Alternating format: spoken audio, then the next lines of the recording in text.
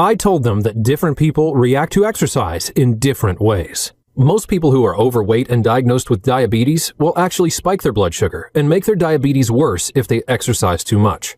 With the right kind of exercise, done for the right length of time, like the kind that the University of Virginia and Ohio State University tested, and found decreases A1C by up to 27%, drops inflammation by 41%, and lowered cholesterol by 20%, they are going to start waking up to lower and lower fasting glucose readings and will be more likely to keep doing it.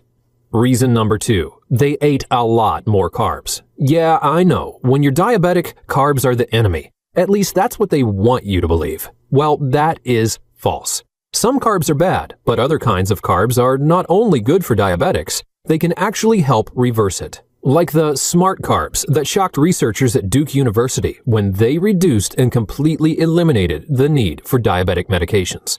These are just one of the many different types of carbs that have been proven to improve blood sugar and insulin production. Reason number 3, they stopped trying to lose weight. One of the first things a doctor will tell you once you're diagnosed with diabetes is you need to lose weight.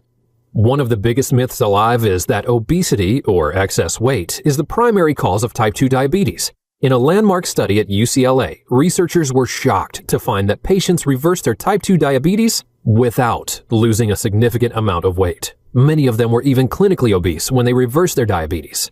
Reason number 4, they stopped treating their diabetes as a genetic or hereditary condition. Sure, their parents had it, and their uncles and aunts have it, and maybe their poodle has it. But diabetes is not, I repeat, not hereditary.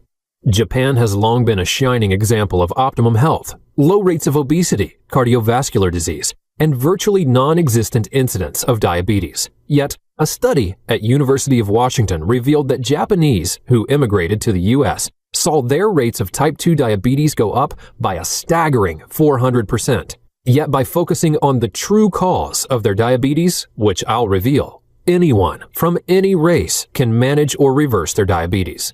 Reason 5, they focused all their efforts at attacking the true source of diabetes. Diabetes is now a global epidemic, and there are no signs of slowing down. If you already have been diagnosed with diabetes, you are already feeling the threat of it getting worse, or worried about diabetes cousins, heart disease, blindness, diabetic neuropathy, amputation, and impotence.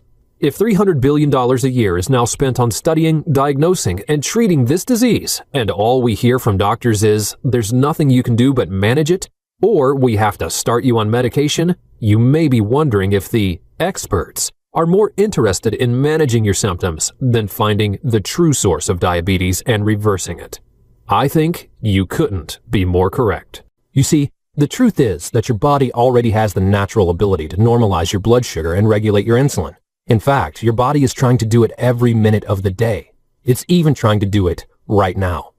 And anyone can release this miraculous healing force within your body by attacking the true underlying root cause of your diabetes. In fact, after uncovering over hundreds of documented clinical studies dating back over a decade, there is a simple fact that, once we accept it, will allow you to open the door to dramatically reducing or eliminating your type 2 diabetes. But not only that, because this hidden root cause of diabetes is so fundamental and operates at a deep cellular level, it can also dramatically improve high blood pressure, arthritis, cardiovascular disease, metabolic syndrome, and all the risk factors connected with diabetes.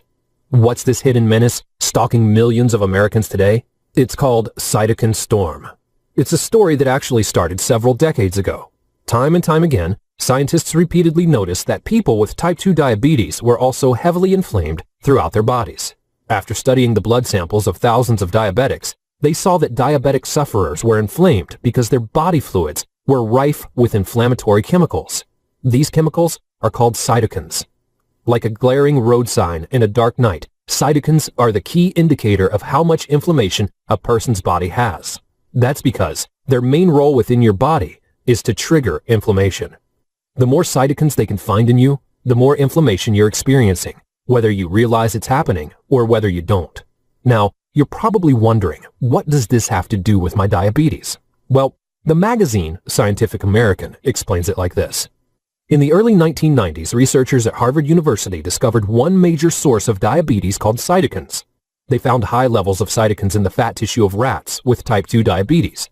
And when they bred obese rats that could not make cytokine, diabetes did not develop in the animals. So to make that crystal clear, when cytokines didn't exist, diabetes did not exist. But what about humans, you ask? Well, it goes on to say, researchers have since shown that cytokines, and more generally inflammation, makes the human body less responsive to insulin and increases the risk for insulin resistance. Yet, this is just the beginning. That's because an inflammatory feedback loop is created. It's where inflammation, which is caused by the increase of cytokines, creates insulin resistance, and the insulin resistance, in turn, causes more cytokines to form. It's a vicious cycle that keeps the disease alive and Americans dependent on medication, insulin injections, and a constant threat of things getting far worse. H. Henry Dong and his colleagues at the University of Pittsburgh states, inflammation and insulin resistance reinforce each other via a positive feedback loop. Long story short, it's a deadly cycle of inflammation causing diabetes, and diabetes turning around and fueling inflammation. It's a perpetual cycle, but that's not all. If you look at this video, it is a perfect picture of the chain reaction that cytokines create in your body. You see, cytokines trigger other cytokines to activate and inflame your cells. A constant chain reaction occurs and self-perpetuates, making you a slave to diabetic treatment. This is why I call it the cytokine storm. And when you have cytokines creating inflammation which causes insulin resistance, and insulin resistance causes more cytokines to form, and when they act like ping pong balls in that little video above, is it any wonder that it's the greatest threat to our lives today, where those who have this plague have up to 400% greater chance of heart attack or stroke, where heart disease and stroke cause about 65% of deaths among people with diabetes, where 84,000 people have diabetes-related leg and foot amputations each year, where 38,000 people with diabetes develop kidney failure each year, where each year 12,000 to 24,000 people become blind because of diabetic eye disease, including diabetic retinopathy, where 70% of adult males with diabetes currently suffer or will experience sexual impotence. As you now know, when you